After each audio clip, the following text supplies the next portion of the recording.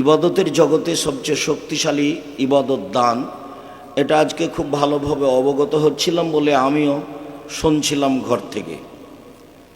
জি, একথাই ঠিক যে ইবাদতের জগতে সবচেয়ে শক্তিশালী ইবাদত দান। সালাত আদায় করে জান্নাত পাওয়া যায়, জান্নাত কিনা যায় না। হজ করে জান্নাত পাওয়া যায়, জান্নাত কিনা যায় না, যেতে পারে। তাসবিহ তাহলিল জিকির আজকার করে জান্নাত পাওয়া যায়, যেতে পারে, কিন্তু জান্নাত কিনা যায় না। দানই এমন একটা ইবাদত যা দিয়ে জান্নাত কিনা যায়, একথা আল্লাহ বলেছে। যার কারণে আমরা কোরআন হাদিসের ভিত্তিতে বুঝি ইবাদতের জগতে সবচেয়ে শক্তিশালী ইবাদত হলো দান। আর এর কারণে আল্লাহ রসুল দুইটা কথা খুব গুরুত্ব সহকারে বলেছেন যে সবাকে দান করতে হবে। তখন সাহাবীগণ বললেন, যদি সবাই দান করতে না পারে কি করবে? তখন আল্লাহ রসুল বললেন, তাহলে মানুষের বাড়িতে কাজ করবে। টাকা তো নাই, তো দান করবে কি করে? তো মানুষের বাড়িতে কাজ করে দান করবে। তো সাহাবীগণ বললেন, যদি মানুষের বাড়িতে কাজ করতে না পারে তাহলে কি করবে? তাহলে অসহায় মানুষের সহযোগিতা করবে, বুদ্ধি পরামর্শ দিবে। তো সাহাবীগণ বলছেন, এটাও যদি না পারে তাহলে কি হবে? তখন আল্লাহ রসুল বলছেন, তাহলে তাসবিহ তাহলিল করবে। এক বর্ণনায় এসেছে, আর এক বর্ণনায় এসে যে নিজেকে পাপ থেকে ঠেকিয়ে রাখবে, এটাই তার সাদকা, এটাই দান। তো আমাদের দেশে ভারত, বাংলাদেশ, পাকিস্তানে টাকা আদায় করে মাদ্রাসা চলতো, যার কারণে দান যে একটা ইবাদত এ কথা মানুষ ভুলে গেছে। দিয়ে মানুষ মনে করেছে যে দান চাই তার প্রয়োজনে, দান যে আমার প্রয়োজনে চাই, এটা উল্টে গেছে। দান মূলত মানুষের প্রয়োজনে, কিন্তু আমাদের দেশে বুঝলো মানুষ যে দান চাচ্ছে তার প্রয়োজনে। তো যে দান চাচ্ছে, এই ছেলে, ওই যে মহিলা মানুষ ঢং ঢং করে হাঁটছে, হ্যাঁ করে, তুমি দেখতে পাও না? যাও পাহারা দাও, যাও পাহারা দাও। কি করো তোমরা গ্রামের ছেলে? মেয়ে মানুষ হ্যাঁ করে হাসছে, চলে যাচ্ছে, দেখো না, আমি শুনতে পাই। পাহারা দাও, একবারে যেন পিপিলিকা পার হতে না পারে। ওখানে দাঁড়াবা, মধ্যে দাঁড়াবা, এখানে দাঁড়াবা। আমি আব্দুর রাজ্জাক বিন ইউসুফ, তোমার গ্রামে না আসলে তুমি খুব ভালো করেই চিনো, আর তোমার এখানে কথা বলতে হবে, এই জিম্মেদারি আমি নিয়ে আসিনি। তুমি আমাকে টাকা দিবে, সে টাকা দিয়ে গাড়ি চালিয়ে যাবো বাড়ি, এ পর্যন্ত আমার হিসাব নাই। আমার জীবনে আমি কোনোদিন মানুষের 5 পয়সার হিসাব করিনি, 5 পয়সার হিসাব করিনি, ভাবিনি আমি কোনোদিন। 90 সাল থেকে মাঠে আছি, 90 সাল থেকে, 90 সাল থেকে নিয়ে এখন পর্যন্ত কোনোদিন মানুষের কাছে পথ খরচ পাতেও চেয়েছি। এটা প্রমাণ হয়ে গেলে জাতির সামনে বক্তব্য দেব না। তোমরা ডেকে নিয়ে এসেছো, সম্মান করতে চেষ্টা করো, জীবন বাজি রেখে সম্মান চেষ্টা করবো। ওখানে দাঁড়াবা, এখানে বাহিরে দাঁড়াবা। যারা বাহিরে আছে তারা তো বুঝতে পারে না। মহিলা মানুষ এসেছে, গল্প করতে করতে, হ্যাঁ হ্যাঁ করতে করতে ঢং ঢং করে এসেছে, আবার চলে যাচ্ছে। কেন যাচ্ছে? তার স্বামী নাই, এই জন্য যাচ্ছে। কেন যাচ্ছে? স্বামী যা আছে, ও কা পুরুষ, ওকে দিয়ে কি করবে না? বাপ নাই সেই জন্য যাচ্ছে। তো বাপ তো আমি বলিনি, ওটার চাচা, আমি কথা বলেছি, ওর তার সৎ বাপ। সৎ বাপ যার কারণে জিম্মেদারি পালন করানো, তো যাবেই। ওর মা নাই, তার কারণে এভাবে যাচ্ছে। ওর মা তো নাই, ওর মা যেটা ও বলছে ওটা তোর মা না, ওটার খালা, ওর সৎ মা। মা তো মা হয়, যার গতি বিধি নিয়ম নীতি মা। এ তো বহুদিন বলেছি, মা হলে 4টে জিনিস লাগে। বুখারী মুসলিমের হাদিস, মা হলে 4টে জিনিস লাগে। 1, মা মেয়েকে বিদ্যা শিখাবে। 2, মা মেয়েকে শিষ্টাচার শিখাবে। বুখারী মুসলিমের হাদিস। তো হ্যাঁ করে হাসচার চলে যাচ্ছে, এটা কোন শিষ্টাচার? 3, মা হচ্ছে যে মেয়েকে সাজগোজ করে, মাথার চুল চিরুনি করে, পরিপাট করে রাখবে। 4, মা হচ্ছে মেয়েকে পাহারা দিবে। আল্লাহ নবী বলছেন, বুখারী মুসলিমের হাদিস, মা হলো মেয়ের ছেলের জন্য পাহারাদার। আমি বলিনি এই কথা। তো কি পাহারা দিল? কি শিষ্টাচার শিখালো? মা হলেই হবে? ওর বাপ বিবাহ দিয়েছে, স্বামীর কাছে গেছে, তাই বাচ্চা হয়েছে, তাই ও মা। মা কাকে বলে তার তো জানা নাই, ওটা ভাবেনিও কোনোদিন। দিন কাটছে পশু প্রাণীর মতো, গরু ছাগলের মতো, কুকুর শ্রীগেলের মতো। ও কথা আল্লাহ বলছেন, বুঝে না ওরা, অন্তর আছে বুঝে না, দেখেও দেখে না ওরা, চক্ষু আছে দেখে না, শোনেও শোনে না, ওরা কান আছে শোনে না। উলায়েকা কাল আনাম, তারা পশু প্রাণীর মতো, তারা গরু ছাগলের মতো, তারা কুকুর শ্রীগলের মতো, বালহুম আজাল, বরং তার চেয়ে খারাপ। আল্লাহ বলছে। তা আল্লাহ তো এরকম লোককেই বলছে, এরকম মা এরকম বাপকেই বলছে। থাকে, খায়, পেশাব করে, পায়খানা করে, দিন কাটায়, তার নাম মানুষ। যে না, এটা পশু প্রাণীর জীবন, এটা গরু ছাগলের জীবন, এটা কুকুর শ্রীগলের জীবন। আর এদের চরিত্রকে হিসাব করতে করতে করতে আল্লাহর নবী বলছেন যে আমার উম্মাত ইহুদি খ্রিস্টানদের সাথে এমন ভাবে মিশে যাবে, ইহুদি খ্রিস্টান যদি মায়ের সাথে জেনা করে থাকে তো আমার উম্মাতও করবে। চাল চলন, কথাবার্তা, পোশাক আশাক সব নোংরা হয়ে যাবে। আবার বলছেন যে ওদের গান বাজনা, বাদ্যযন্ত্র, খেল তামাশা, নেশাদার দ্রব্য এমন হয়ে যাবে যে সন্ধ্যায় থাকবে মানুষ আর সকালে হবে শোর, বানর। কেন বলছেন আল্লাহ নবী শুকুর হয়ে যাবে, বানর হয়ে যাবে? আল্লাহ নবী বলবেন যে কুকুর শ্রীগাল হয়ে যাবে, বলবেন যে সাপ ব্যাং হয়ে যাবে। তো কেন বলবেন যে বানর হয়ে যাবে আর শুকুর শোর হয়ে যাবে? কেন বলছেন? বানর হচ্ছে অনুকরণীয় প্রাণী। মুসলমান যেদিন ইহুদি খ্রিস্টানের অনুকরণ করবে, হিন্দুদের অনুকরণ করবে, সেদিনেরা সন্ধ্যায় থাকবে মানুষ আর সকালে হবে বানর। বাজনা তো বাজতো হিন্দুদের বাড়িতে, তা মুসলমানের বাড়িতে বাজে। আল্লাহ রাসূল ওই কথা বলছেন, আমার উম্মত মিশে যাবে হিন্দুদের সাথে, আমার উম্মত মূর্তি পূজা করবে, আমার উম্মতের আলেম ওলামা ধর্ম বেচা খাবে। আমি আমার জীবনে আশঙ্কা করে গেলাম তিনটি। আল্লাহ নবী বলছেন, পৃথিবীর মানুষ শুনে রেখো, আমার জীবনে বড় ভয়। আমি আশঙ্কা করে গেলাম জাতির উপরে। এক, আইম্মাতাম মুজিল্লিন, ভ্রান্ত হুজুর, হুজুর ধর্ম বেচা খাবে। দুই, সাতাবত কাবাইল মিনুমতাল আওসান, আমার উম্মত মূর্তি পূজা করবে, বাপের ছবি মায়ের ছবি সুন্দর করে সাজিয়ে রেখেছে। এক লোক আমাকে বলছে, উচ্চশিক্ষিত মানুষ, বিত্তশালী মানুষ, আমাকে বলছে আমি আমার মাকে খুব ভালোবাসি, তাই আমার মায়ের ছবিটা মাথার উপরে রেখেছি। তা আমি বলছি আপনি কুসন্তান। কেন এইভাবে বলেন আব্দুর রাহিম সাহেব? বলে কুসন্তান না হলে আপনি এত খারাপ কাজ করছেন কি করে? মার ছবিকে সম্মান করছেন, এটাই কি কথা? আল্লাহ নবী বলছেন আমার উম্মত হিন্দুদের সাথে মিশে যাবে, মূর্তি পূজা করবে। তো মাকে এভাবে রেখেছেন, এটা কি? যদি আপনি মাকে কবর দিয়ে বাড়িতে এসে ছবিটা একবারে পাসপোর্ট সাইজের হজ করা ছবিটা ছিঁড়ে টুকরা টুকরা করে কবরে গিয়ে যদি হাত তুলে দোয়া করতেন, তাহলে আপনি হতেন সুসন্তান। তা আপনি বলেন কোনটা? একজন এমপির কাছে কথা প্রসঙ্গে গেছি, তো দেখছি যে অনেক মূর্তি পাশে। তো বলছি ভাইজান মূর্তি নামাতে হবে, নাহলে তো আমি বসতে পারি না। তখন বলছে আমি খাঁটি আহলে হাদিস। বলছে পাশে মূর্তি থাকার পরে আপনি খাঁটি আহলে হাদিস? যাক, মনে কিছু নেন না, আমি যাই। আপনি মনে কিছু নেন না, যাই। যদি আপনি পারেন তাহলে ছবি নামান, আমি থাকি, আর নাহলে যাই। আচ্ছা আচ্ছা ঠিক আছে, আমি সরাচ্ছি, বসেন বসেন বসেন।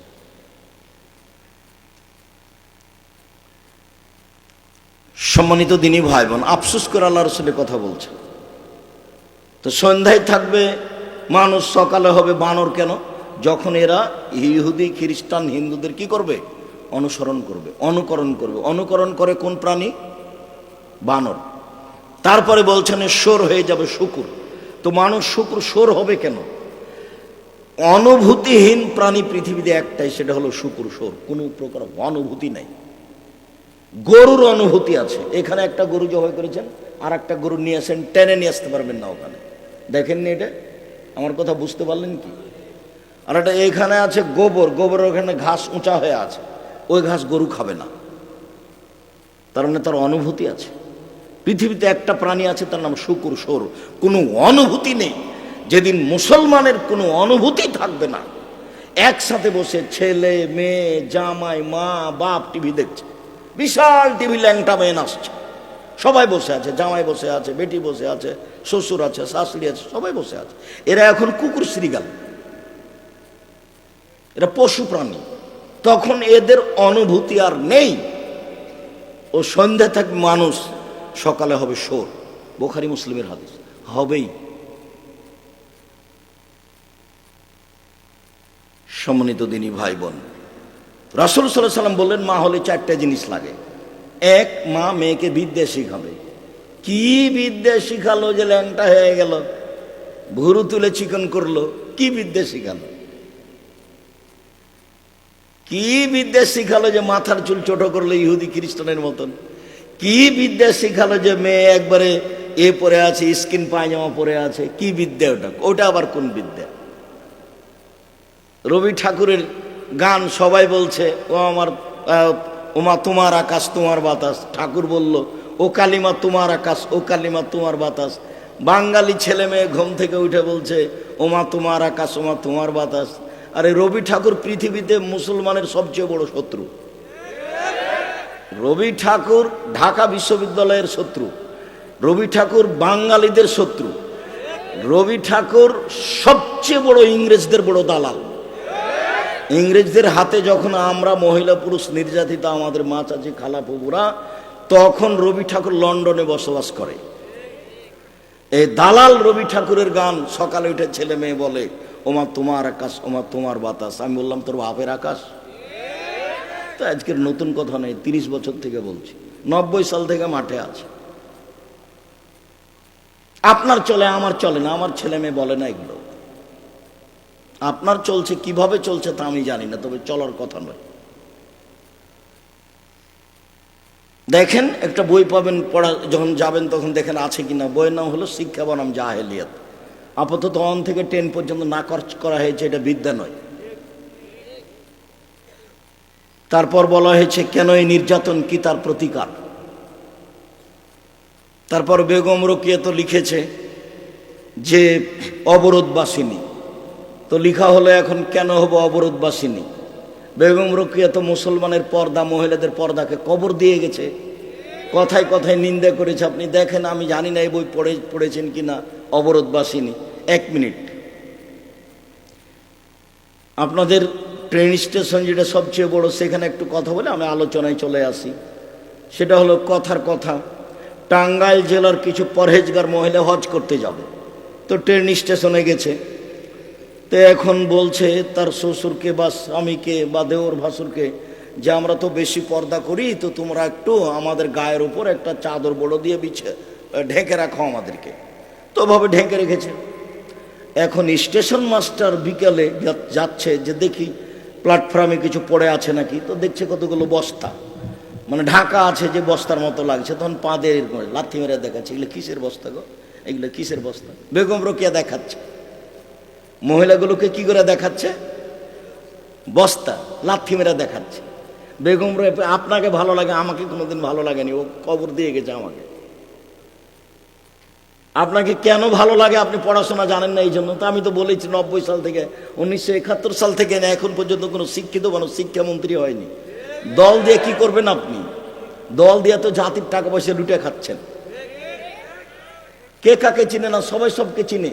দেশের উন্নয়নের নাম দিয়ে কোটি কোটি টাকা লুটে খায় যারা।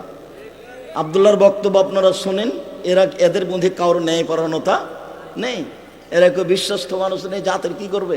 ওর জন্মই মিথ্যার ওপরে, ওর জন্মই প্রতারণার, জাতির কি করবে ও? আর এই তো নির্বাচন পদ্ধতি তো খ্রিস্টান আব্রাহাম লিঙ্কনের পদ্ধতি। এটা হলো ইলেকশন, এটাতে মুচিও নেতা হবে, চোরও নেতা হবে। উমর রাদিয়াল্লাহু তাআলা যেটা বললেন সেটা হলো সিলেকশন, জ্ঞানী গুণী বসে এক জায়গাতে নেতা নির্বাচন হবে। তো ইলেকশন দিয়ে আপনি একটা ন্যায়পরায়ণ নেতা বের করবেন, তার নাম হলো উমর, এটা হলো সিলেকশন দিয়ে হতে পারে, মানে পদ্ধতি উল্টা।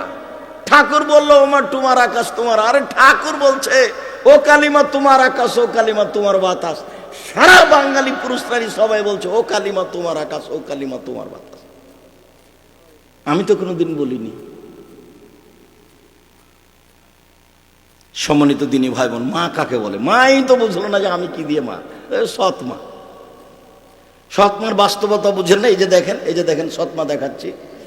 ওই ঘর থেকে তার নিজের পেটের মেয়ে এসেছে, ও বসে আছে এখানে। তখন বলছে আম্মু আসো আসো, আম্মু বসো, আম্মু কি খেয়েছো, আম্মু খেয়েছো। এবার সৎ মেয়ে আসছে, এখানে আলি কেন, এখানে আলি কেন, যা ও ঘরে যে তোকে বসতে বললাম, যা ওই ঘরে বস। ওটা সৎ মা। তো এই সৎ মাকে কি শিখাবো? তুই তো সৎ মা, হ্যাঁ করে হেঁটে চলে যাচ্ছে, ওটা ওর মা, সৎ মা। আঙ্গুলের নখ দেখেন, নখ বড় আছে, নেইল পালিশ দেওয়া আছে। ও তো ইহুদি খ্রিস্টানদের পতিতালয়ের মেয়েদের কাজ। নখে নেইল পালিশ দেওয়া, নখ বড় রাখা কার কাজ? ইহুদি খ্রিস্টানদের পতিতালয়ের মেয়েদের কাজ। তো ওটা ওর মা, ওকে খালা বলবে না তো মা বলবে কেমনে? ওকে সৎ মা বলে ডাকবে। যেই মায়ের মেয়ের নখ বড় আছে, নখে নেইল পালিশ আছে, সেই মেয়ে যদি মাকে মা বলে ডাকে তো অন্যায় হবে এটা। ওকে সৎ মা বলবে। তো মায়ের দায়িত্ব পালন করেনি। দায়িত্ব কি জিনিস তার জানাও নাই। বাপও দায়িত্ব পালন করে না। আল্লাহর নবী বললেন যে 3টে মেয়েকে যদি লালন পালন করে তাহলে মেয়ে 3টে বিচারের মাঠে তার জন্য অন্তরাল হয়ে যাবে। মানে ওইদিকে থাকবে জাহান্নাম, এদিকে থাকবে বাপ আর মেয়েরা মধ্যে থাকবে। আল্লাহকে বলবে যে আমার আব্বাকে আগে জান্নাতে দিতে হবে, তারপরে কোনো কথা। এই যে বেঁকে গেলাম, আগে দেন আমার আব্বাকে জান্নাতে, তারপরে কোনো কথা। 3টা মেয়েকে লালন পালন করবে। তো লালন পালন কিভাবে? তখন আল্লাহ রসুল বলছেন, 1 আল্লামাহুন্না, তাকে বিদ্যা শিখিয়ে দিল, ঘুরেটা তো ওটাই আসলো। 2 আদাবাহুন্না, মেয়েকে শিষ্টাচার শিখিয়ে দিল, তাহলে ঘুরে তো ওটাই আসলো। 3 আহসানা ইলাইহিন্না, মেয়ের সাথে ভালো আচরণ করলো, খাস্টা মেষ্টা করলো না, সৎ মেয়ের সাথে যেমন করে তেমন করলো না, ভালো করলো। তখন এ মেয়ে 3টাকে হয়ে যাবে, অন্তরাল হয়ে যাবে। 10টা ছেলে যদি মাস্টার ডিগ্রি পাস করান, 1 নেকি হবে না। তো করাবেন কেন? জন্ম দিয়েছেন এই জন্য। জিম্মেদারি পালন করবেন, জন্মের সাথে সাথে তাহানিক করবেন, 7 দিনে দিনে আকিকা দিবেন, দিতেই হবে ভিক্ষা করে হলেও। এ তো কুরবানি নয় যে দিলে ভালো, না দিলেও হলো। ভিক্ষা করে হলে আকিকা দিতে হবে, 7 দিনের দিনই দিতে হবে। 14 দিনে চলে না, 21 দিনে চলে না, জীবনে একদিন চলে না। হুজুরে বলেছে, বলুক হুজুরে, আমি বলিনি কোনোদিন। 7 দিনের দিনই দিতে হবে। কানা হোক, ন্যাংরা হোক, খোড়া হোক, যেটাই হোক না কেন, ছাগল ছাগি, ভেড়া ভেড়ি, দুম্বা দুমি, বাপের জিম্মেদারি। খাতনা দিতে হবে, কোনো অনুষ্ঠান নেই। আকিকের আপনি অনুষ্ঠান খাওয়াতে পারেন মানুষজনকে, নিজে খাবেন। আকিকের গোস্ত বাপ মাই খাবে, আকিকের গোস্ত বাপ মাই খাবে, দাদা দাদি খাবে। তো বলছে আকিকের গোস্ত বলে বাপ মাকে খাওয়া হয় না। বাড়ি কোথায় বলে ইয়েতে আপনার গাজীপুর। কি ব্যাপার? গাছ টাছ এখনো জঙ্গল হয়ে আছে নাকি? মানুষজন যেতে পারে না? কি দিয়ে বুঝলেন যে বাপ মা খেতে পাবে না? বাপ মাই খাবে আকিকের গোস্ত, দাদা দাদি খাবে। ভালো লাগলে পাড়া প্রতিবেশীকে দিবে, দিয়ে খাওয়া ভালো, সেই জন্য। এটা কুরবানির গোস্ত নয় যে দিতে বাধ্য। কুরবানির গোস্ত নেকির জন্য, আল্লাহ বলছেন ওকে দিতে হবে, ফকির মিসকিনকে দিতে হবে, আপনি দিতে বাধ্য। আর আকিকার গোস্ত নিজের গোস্ত। 7 দিনের দিন মাথা নেড়ে করতে হবে, নাম রাখতে হবে, মাথার চুল সম পরিমাণ রূপা হিসাব করে দান করতে হবে। এগুলো বাপের জিম্মেদারি। ছেলেকে পড়াশোনা শিখাবে, 1 নেকি হোক আর না হোক জিম্মেদারি পালন করবে। নেকি তো সব মেয়ের ব্যাপারে, নেকি সব মেয়ের ব্যাপারে। তো মেয়েকে কি শিখালো? কেন হ্যাঁ হ্যাঁ করে হাসছে আর হাঁটছে? কেন হাসছে আর যাচ্ছে? কি শিখালো? ও বাপ, ও সৎ বাপ, ও মা, ও সৎ মা। পশু প্রাণীর মতো দিন কাটে, গরু ছাগলের মতো। আপনি সভ্য বলেছেন, আমি আব্দুর রাজ্জাক বিন ইউসুফ জীবনে সভ্য বলিনি। যারা একসাথে বসে টিভি দেখে, যারা এইভাবে ছেলে মেয়েকে রাস্তায় ঘুরায়, নগ্ন পোশাকে মেয়ে চলে, স্কিন পায়জামা পরে থাকে, বাপ মাথায় টুপি থাকে, এইকে যদি আমি অশিক্ষিত প্রমাণ করতে না পারি, পশু প্রাণীর মতো যদি প্রমাণ করতে না পারি, এদেরকে যদি বন্য অসভ্য বর্বর প্রমাণ করতে না পারি, আমি আব্দুর রাজ্জাক বিন ইউসুফ আজকে টাঙ্গাইলের শেষ অংশ বক্তব্য শেষ করলাম, জিন্দেগিতে বক্তব্য দিব না। আর এই কথা বলে আসছি 90 সাল থেকে, মানে 35 বছর চলছে। 90 সাল থেকে না আমি আপনার সাথে আছি, আপনার কল্যাণের জন্যই। সম্মানিত দিনী ভাই বোন, কথা আবারও ফিরে যায়, যে যেখানে আছেন ভদ্রতা বজায় রেখে, গল্প গুজব না করে, বসে হোক দাঁড়িয়ে হোক, কিছু সময় আপনি বক্তব্য শুনুন। ঐকান্তিকভাবে আপনার কাছে এটাই কামনা করি। আর আপনার জন্যই আমি এসেছি, আপনার জন্যই অপেক্ষা করছি আমি। দান এই কারণে বাতিল হয়ে যায়, এ কথাই ঠিক। সম্মানিত দিনী ভাই বোন, এই ইবাদতের জগতে সালাত এমন একটি ইবাদত, নামাজ এমন একটি ইবাদত যার উপরে নির্ভর করে অন্যান্য ইবাদত। সালাত কবুল হলে অন্য ইবাদত কবুল হবে, আর যদি সালাত কবুল না হয় তাহলে অন্য কোনো ইবাদত কবুল হবে না। তো এটাও তো একটা ব্যতিক্রম ইবাদত হয়ে গেল। আর সালাত এক অবাক ইবাদত যে কারোর সাথে আপোষ করে না, কোনো পদ্ধতিতে আপোষ করে না। হজ করে, হজে বছর করলেন না, সামনে বছর করেন, হবে, সমস্যা নেই। সিয়াম রোজা একটা ফরজ বিধান, আপনার সাথে আপোষে আছে। কিভাবে? আপনি অসুস্থ, এখন করিয়েন না, পরে করবেন। এই যে আপনার সাথে আপোষ করলো। জাকাত আপনি 1 মাস আগে দিয়ে দেন, 2 মাস পরে দেন, দেন জাকাত। এই যে জাকাত একটা ফরজ বিধান, আপনার সাথে আপোষ করলো। সালাত জি না, অজু করে সালাত আদায় করতে হয়, বলে পানি নেই, তায়াম্মুম করে পড়ো, মাটি নেই, এমনিতেই পড়ো। কেবলার দিকে মুখ করে সালাত আদায় করতে হয়, বলে কেবলা বোঝা যায় না, বিনা কেবলাই পড়ো। দাঁড়িয়ে সালাত আদায় করতে হয়, তো দাঁড়িয়ে থাকা যায় না, বসে থেকে পড়ো। বসে থাকা যায় না, তো শুয়ে থেকে পড়ো। পরিষ্কার কাপড় পরে সালাত আদায় করতে হবে, পরিষ্কার নাই, যাতে পেশাব পায়খানা হাইজের রক্ত লেগে আছে সেটা পড়েই পড়ো। কোনো কাপড়ই নেই, বলে উলঙ্গ হয়ে পড়ো, নেন। এবার কোনো আপোষ নাই, ব্যতিক্রম ইবাদত সালাত। বলছে হুজুর আমার আব্বা মারা গেছে, তো 3 ওয়াক্ত সালাত কাজা হয়ে গেছে। ও আচ্ছা, তোমার আব্বা 3 ওয়াক্ত সালাত কাজা হয়ে গেছে, তাহলে 5 5 5 1,500 টাকা জরিমানা দাও, আমি জানাজা করে দিই। অথচ সালাতের কোনো কাফারা নেই, এই টাকা দিয়েও জানাজা করে নিয়ে চলে গেল। তো যার ঋণ আছে তারও জানাজা হুজুর করছে। তা আল্লাহ নবী বলেছেন যে হুজুর ধর্ম বেচে খাওয়ায়। আল্লাহ নবী বলছেন যার ঋণ আছে তার জানাজা নেই। ও তো তার বোকামি মাথায় চেপেছে, ব্যাংকে লোন নিয়ে ব্যবসা শুরু করেছে। আমি তো লোন নিয়ে ব্যবসা করতে বলিনি, আমি যে পরামর্শ দিয়েছি 35 বছর থেকে, সেটা হলো চকলেট, লোনই লাগবে না। তারপরে কলা, তারপরে কাপড়, মোটামুটি একটা ভালো পর্যায়ে যেতে 30 বছর সময় লাগবে। তো আপনি এখন ব্যাংক থেকে টাকা উঠে কলকাতায় হিরোইন কিনলেন, ঢাকায় বিক্রি করলেন, এই ব্যবস্থার কথা তো আমি কোনোদিন বলিনি। 47 না 97 কোটি, 97,000 কোটি টাকা জনৈক ব্যক্তি, যে ব্যক্তি নৌকায় ধরা পড়লো, তো টাকা তো তাহলে এদের, এর নাম দেশের উন্নয়ন? জি না। পশু প্রাণীর মতো জীবন, গরু ছাগলের মতো জীবন, কুকুর শ্রীলের মতো জীবন। এ কথা আমি বলিনি, আল্লাহ বলছে।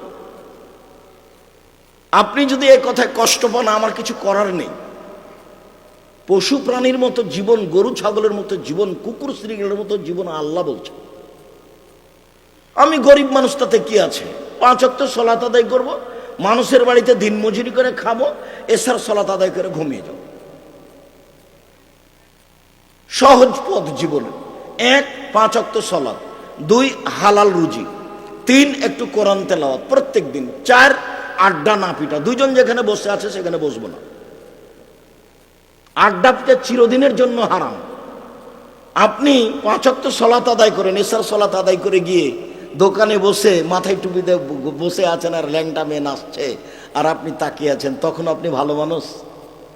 আপনাকেই যদি জিজ্ঞাসা করা হয় যে আপনি ভালো মানুষ, তা আপনার একটু সেই তো কি করি, আসলে বাড়ি যেতে মন জেনে বসে আছি, সেই জন্য একটা কিছু বলবে, তার মানে ওইও ভালো মানুষ নয়।